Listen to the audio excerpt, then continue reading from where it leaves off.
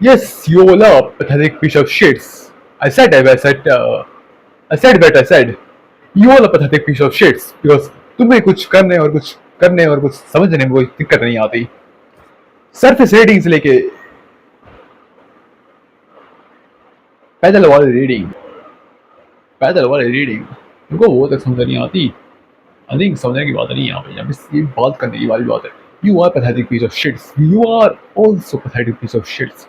क्योंकि well most of the time तुम surface rating और मासेस जो होते हैं उनके साथ चलते हो. And that makes you pathetic piece of shits क्योंकि जो भी रियल रिजल्ट्स होते हैं well you follow the masses में तुम आते हो और वेल उसमें तुम्हारी रिस्पॉन्सिबिलिटी आती है. जैसे तुम्हारी रिस्पॉन्सिबिलिटी आती है वैसे तुम क्या बोलते हैं तुम्हारी रिस्पॉन्सिबिलिटी आती है. तो वेल तुम जो होगा वेल कोई मरे या फिर कोई जिए वेल कुछ भी हो चाहे इंसिडेंट कोई भी हो चाहे कुछ भी हो उसमें तुम्हारी रिस्पॉन्सिबिलिटी आती है. विदर तुम मानो ना मानना मानना दोनों एक अलग ही चीज़ है. बट उस अनआयरॉनिकली फिर बिना जाने सपोर्ट करना इज ए अलग थिंग. वैसे ही अगर तुम समझो किस चीज़ को तो उस चीज़ को समझने के लिए तुमको आदत लगती है और किस चीज़ को तुम अगर नहीं समझो तो उसके लिए तुमको आदत नहीं लगती. It's like curving ball. एक ऐसे एक बॉल जो होती है जैसे एक सेरम बॉल होता है. तुम उस चीज़ को घोल में रखोगे उस चीज़ के अंदर में पानी डालोगे तो पानी वैसे ही चलता घूमता जाएगा. वैसे ही इंसान जो है वो भी एक इंसान है जो कि लाइक एक इनोसेंट ओपिनियन के पीछे चलते रहेंगे. Whether it's mass opinion whether it's majority opinion. It can be pretty terrifying because एक ह्यूमन ब्रेन में एक इंग्रेडिएंट जो होता है ना वाले इंग्रेडिएंट होता है कि तुम अगर टाइम से अलग चलोगे तो well you are going to crust and that's pretty perfect right there. But वहाँ पे तुम नहीं रखोगे. वहाँ पे एक चीज़ आती है उसका कुछ ऐसे पैथेटिक तरीके से चलना जहाँ पे तुम पैथेटिक तरीके से चलो और पैथेटिक से काम करो जहाँ पे तुम अपना ही पोजीशन बनाओ या फिर एक पूरे ट्राइब को ही खराब कर दो. ये जो चीज़ है ये एक मोस्ट कैसे भी रखो उसको कैसे फ्रेज करो इस चीज़ को. एक यूनिकली एक्सपीरियंस है एक इस तरह से यूनिक एक्सपीरियंस जहाँ पे तुम जो करना चाह रहे हो तुम वो कर रहे हो एंड तुमको मज़ा आ रहा है उस चीज़ को करने में. विदर इट्स अ गुड थिंग और इट्स अ बैड थिंग जो भी होगी वो चीज़ तुम एक पीस ऑफ शिट हो because you follow the masses. Unless तुम खुद का ओपिनियन बना के खुद को चल रहे हो well you are not a piece of shit. Welcome the you the actual word motherfucker. That's the line जो कि तुमको फिट होगी. आयरॉनिकली वो चीज़ तुमको फिट नहीं भी हो सकती है. एक चीज़ को अगर तुम देखो तो अगर तुम खुद ओपिनियन बन के चलोगे और खुद को एक मास्टर खुद को ओपिनियन तुम्हारे जो मास्टर्स के साथ तुम्हारा ओपिनियन अलाइन हो गए तो वेल तुम ऐसी सीना खड़ा कर रहे हो भाई पीछे जो कि वेल तुम्हारा ओपिनियन लेके मास्टर्स को चलती है. इट बेसिकली मीन्स कि तुम्हारी जो ऑडियंस है वो भी पीछे से वैसे ही रहेगी. Pathetically as it sounds, it is true. Whether you like it or not, I would say you pretty much like it because तुमको मज़ा नहीं आ रही सुन के तो well, I don't know तुमको क्या सुन के मज़ा आता है. As I said, pretty much जहाँ पे तुम देखो जहाँ पे तुम नहीं देखो तुम एक मासेस को लेके चल रहे हो या पीछे भी अगर तुम्हारा ओपिनियन है तुम्हारा एक अलग सा ओपिनियन है तुम्हारे पीछे एक मासेस चल रही है तो तुम उनको ऐसे धकेल में ढके चला रहे हो जो कि तुम्हारा ओपिनियन लेके खुद को फैला रहे हैं. And the thing is, तुम्हारा opinion can be good, it will be pretty good, but I prefer the opinion जो में like एक इंसान खुद का ओपिनियन बनाता है और खुद के ओपिनियन से चलता है and that's a unique trait. As unique as sound, it is a unique trait.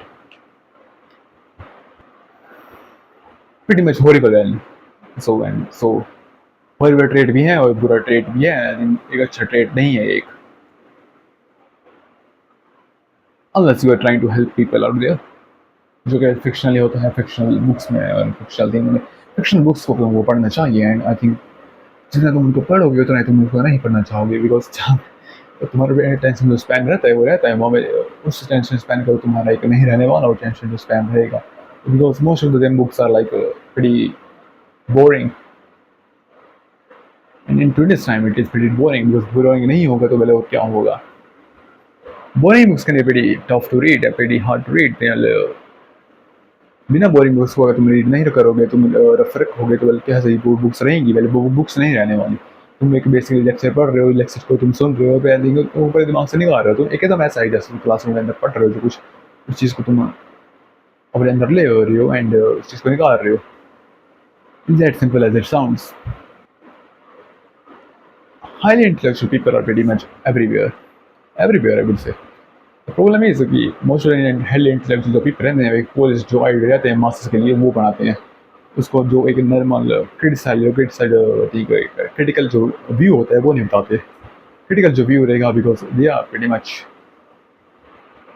Harsh truth, because वो चीज़ एक्चुअल में लोगों की मदद करते हैं एंड वो चीज़ तुमको नहीं बताई जाएगी, बिकॉज तुमको बताई जाने वाली जो चीज़ रहती है वो चीज़ नहीं बताई जाती मोस्टली इंटरनेट पे।